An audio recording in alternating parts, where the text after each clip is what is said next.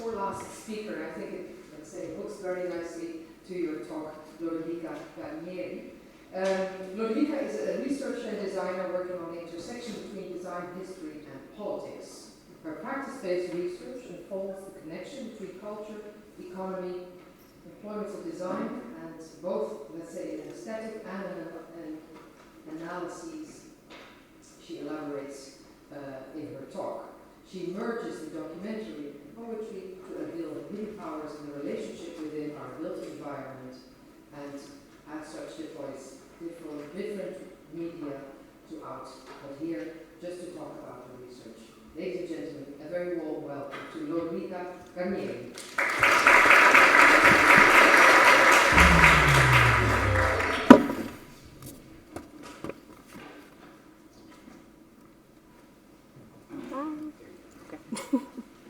So good afternoon, everyone. And well, yes, as you said, I think my talk connects very well with the video we just saw. And I would like to thank you for inviting me and to be given the possibility to talk alongside such great speakers and contribute to the urgent debate raised by this event. And as I come from the design field, my talk will actually tackle the topic of this symposium from looking at a more physical manifestation of violence in the urban space architecture. And it will unfold the narratives that this manifestation suggests in the context of The Hague. So I will start my talk with this question, like, could The Hague, as a city of international peace, be a city of war? And the research I developed at Strom The Hague actually looked at the possibility of this double narrative of The Hague, because we all know The Hague as an international city of peace, but actually there is also, let's say, a double narrative embedded in the economics that somehow are present in The Hague, which not only relates to jurisdictions and institutions involved in peace, but which are actually, let's say, involved in economies which relate more to a colonial past or to a neo-colonial economy. And, for example, the first one relates to plantations in the Dutch East Indies, and the second one relates to the security industry. So to highlight this connection, I chose to analyze something that we might not expect at first, so the gardens which surround some symbolic buildings in The Hague and which are part of this narrative. So in this talk I will look at these gardens and within a sort of frame of media archaeology we will jump from the physical architecture, then to the invisible infrastructure of capital, and then back to the physical architecture in order to try to map and understand how do battlefields come and occupy the spaces of The Hague. So today it will be a sort of story which I will use specific metaphors and specific languages, so it might seem a bit absurd at first, but I'm hoping that it will raise specific questions that we can dig into later on. So I would like to start my story from the past, and by looking at the landmark which most than any other represents peace in The Hague, which is the Peace Palace. The Peace Palace was built in 1913, and the design of its garden was commissioned to Thomas Mosen, who envisioned the natural landscape surrounding the Peace Palace as a sort of ultimate symbol of a peaceful and neutral environment. And to achieve this, Mosen chose what he considered peaceful plants. So, for example, trees with small leaves, because shadow was considered as non-peaceful, plants with no thorns, and of course, many flowers were among the choices that Mosen made. And interestingly, among these flowers were also many species of azaleas and rhododendrons, which were coming from the Southeast Asian regions. And these plants were increasingly used as garden decoration in Europe as, let's say, a sort of indirect or direct consequence of the period of new imperialism, during which European colonial empires occupied the regions where these flowers were coming from. And it is estimated that, for example, throughout the second half of the 19th century and the beginning of the 20th, more than 900 species of rhododendrons were brought from these regions, collected in botanic gardens, and then sold as a luxurious product.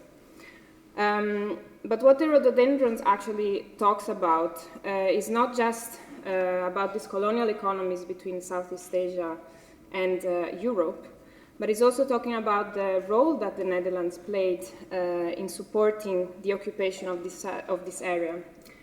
Indeed, by the end of the 19th century, the Dutch East Indies was the main producer of anti-malarial, which was the most necessary tool for armies to actually be able to occupy those regions where malaria was actually very much diffused. And so the Netherlands played such an important role that it had the monopoly of the first international pharmaceutical cartel, which was a cartel about quinine. And we could imagine that, for example, The Hague, as a city where many planters' family lived, actually grew in its wealth also thanks to this economy. But what is interesting about the rhododendron from a material and symbolic perspective is that it embeds two narratives. So on one side, we have an idea of peace that is looked at from a Western perspective or a Dutch or British perspective. While on the other, it also talks about these economic infrastructures of capital coming from wars, which the Netherlands actually supported with the creation, with the production of quinine. And it also opens up like, a kind of idea that there is the possibility of a violent narrative hidden within a landscape that we might consider as peaceful or neutral, as it was something that also Mosen wanted to achieve. So the question is like, could we perhaps use this example of the Peace Palace to look at the present situation, and how could we use that? Because, of course, like, the whole world situation changed, the idea of peace that we have changed, and also the economy based in The Hague changed from 1913.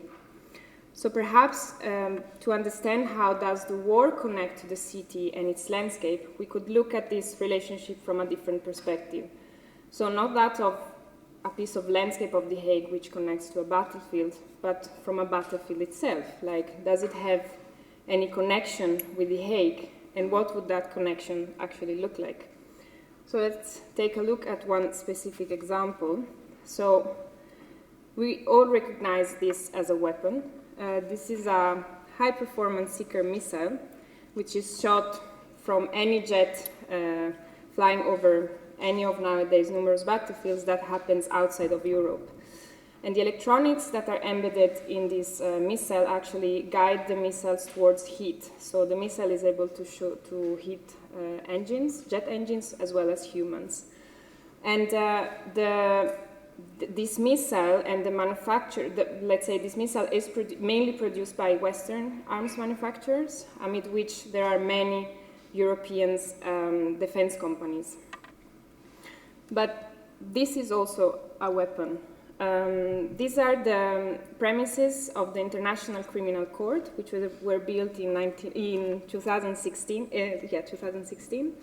And the project included both the building and the landscape which surround it. The building has very interesting characteristics, but these are not what we are focusing for now.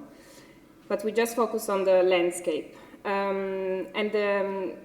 This dune landscape was described as an attempt to bring the natural landscape back into the city. So it was, let's say, mimicking also the surrounding, because the surrounding landscape, because these premises are very close to the dune park, let's say in the north of The Hague. So somehow the architect wanted to merge this new architecture with the natural landscape that was surrounding it. But to understand this as a weapon, we again have to look at it from a different perspective, so not within the narrative that we are told, like nature occupies the urban context again, or we let nature come back to the cities, but actually as a proper design object. And so from an architectural perspective, this design was considered one of the best examples of the use of landscaping as defense mechanism and terrorism prevention.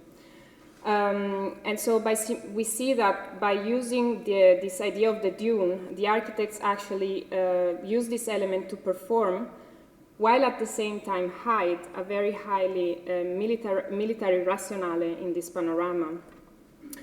And especially because the dune is part of let's say, a general understanding of landscape also in the Netherlands, the dune is also used as a camouflage for this violent logic. Indeed, as we see, it hides a 3 meters concrete wall, cameras, sensors, fences, etc., which are the actual elements which are structuring the aesthetic features of this design. And the weaponized function of this landscape connects to the security measures that this design had to adhere to. And these measures were actually defined by a series of bodies, among which there are some partners of the Hague Security Delta. And I don't know if everyone knows what Security Delta is, but if you go to their website, they describe themselves as a hub where IT and security companies, state offices, banks, university, etc., all collaborate together in order to, on one side, push the security sector as the main economic player in The Hague, and at the same time promote projects which apply security tools and know-how to the civil context. And interestingly, that's how the missile somehow comes back to us. Amid the board members of The Hague Security Delta is one of the companies which is producing that missile and those electronics. So, in this context, we might also look at the Hague Security Delta as a sort of infrastructure, which actually lets a missile shot in faraway battlefields to actually come back to us and hit us in the shape of an urban or a landscape. And we see how also, after being shot, a missile is able to transform and become capital or urban architecture and transform defense companies which produce tools used for war into security industries which provide tools and policies to make our cities safer. So within this frame, the dune actually loses its essence of a natural piece of landscape to become a designed object, or what we could call a synthetic landscape, a rendering of a military logic of space management. And if we look at the algorithms and formulas determining the shape and function of this space, they might be not that far from the functioning of any other weapon. Indeed, the landscape targets, surveils, defends, and might be even able to shoot us at any moment. We actually don't know that. So, given this condition, how far has our surrounding become a rendering? And are we actually becoming potential targets in this kind of video game panorama? So to better frame this question, we could look at this landscape, which surrounds Europol premises here in The Hague. And I think this picture is interesting because on one side, it's a sort of deconstruction of what we just saw.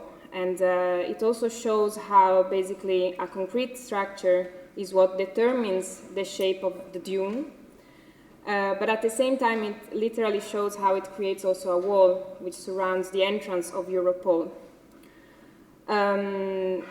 Of course, always covered with a sort of scenography of a natural landscape. So that's a very important element. And this project, together with the one of ICC, is part of a general plan which is intended for the international zone, which I quote here, plans to build a security ring similar to that created by city walls in the past. And the idea is to have a dune landscape all around the international zone, and also to kind of hide the high security measures because these institutions represent democracy in our eyes, so they should be friendly, let's say.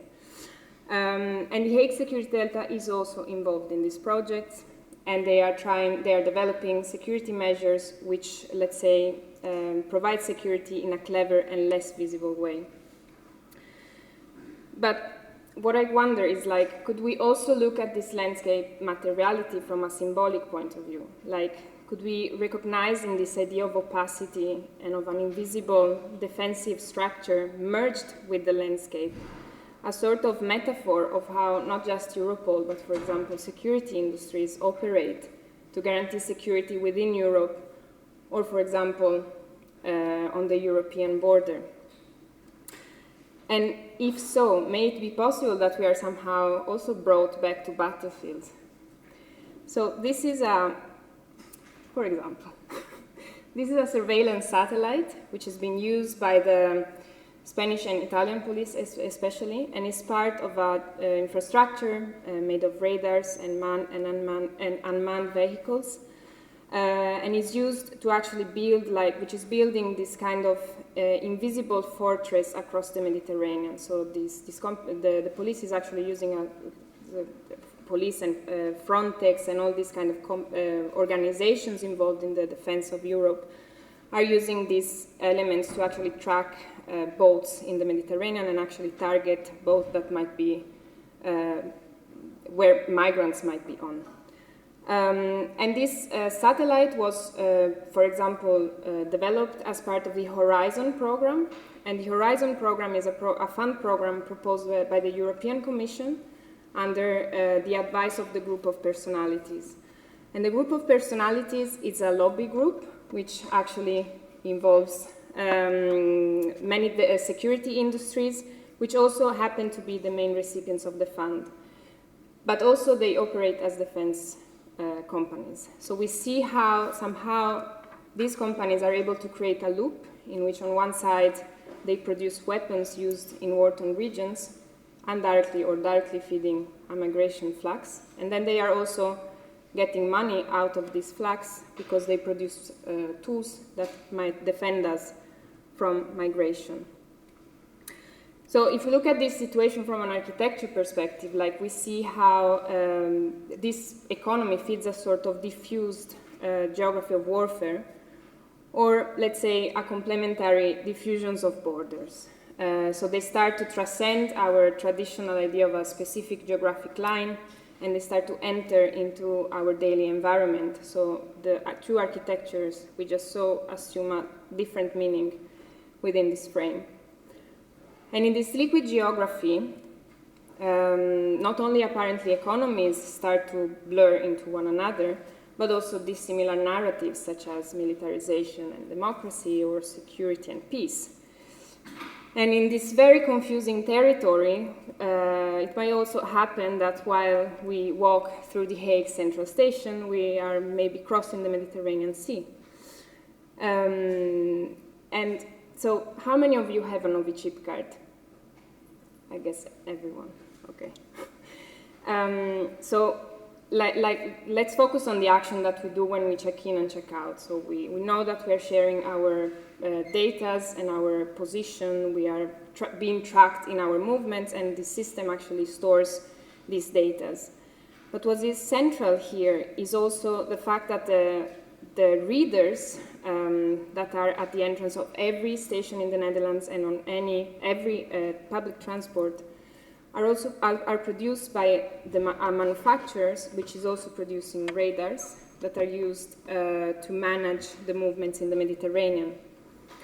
So somehow the same architecture that surveils and regulates my journeys, movements, and data is the same one which is actually surveilling and regulating the journey and movements of migrants trying to cross the Mediterranean Sea. And somehow this similarity between these two logics of space management may let us ask ourselves, like, how far are we from being potentially transformed into illegal wanderers? And is this a prelude for a fast-forward militarization and privatization of public space? So to conclude, let's say the Peace Palace functioned as a sort of prelude, but what I find interesting is these last three examples, which show in different ways how a military logic of space management is growingly ingrained into our not only urban landscape, but also natural landscape. And so, let's say we are less and less able to, maybe we will become less and less able to discern these two elements one from each other. But also, I think this is a warning fact also because maybe the same process might be happening in other fields, for example, politics, as we saw that the military industries is, if we exaggerate, defining the ethics of our borders, or even at the level of European identity, because security is actually a growing narrative which fuels a rhetoric of job creation and industrial development, which is based on the necessity of protecting us from a form of otherness. So I think to start to address these visible and invisible infrastructures may be a necessary step also to deconstruct the growing political propaganda and to argue on what, and also influenced by whom, are we also building our narrative of democracy and peace in Europe. And perhaps by highlighting the spaces, the languages, and the infrastructures through this which actually make this narrative present, would give us some ideas on where to act, what we should occupy, and how to bend and reverse this loop in which we find ourselves dancing. So I'm done. But this is, if you want, these are a few reports, articles, or information that you can find online, and yeah, I think it might be useful to read them. Thanks so much, Lodovica Guarnieri.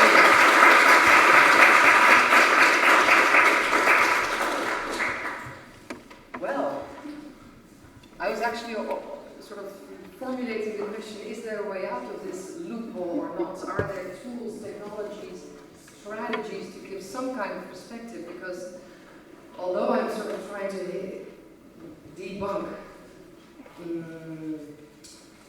let's say, the fiction in your story, I am a bit aware, let's say, of the loop, or a labyrinth, if I may even call it that, of this spatial management and how it informs us and informs our behavioral patterns.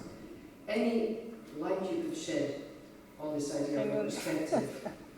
Maybe you could use that mic. Yeah, I was afraid you would have asked me this question.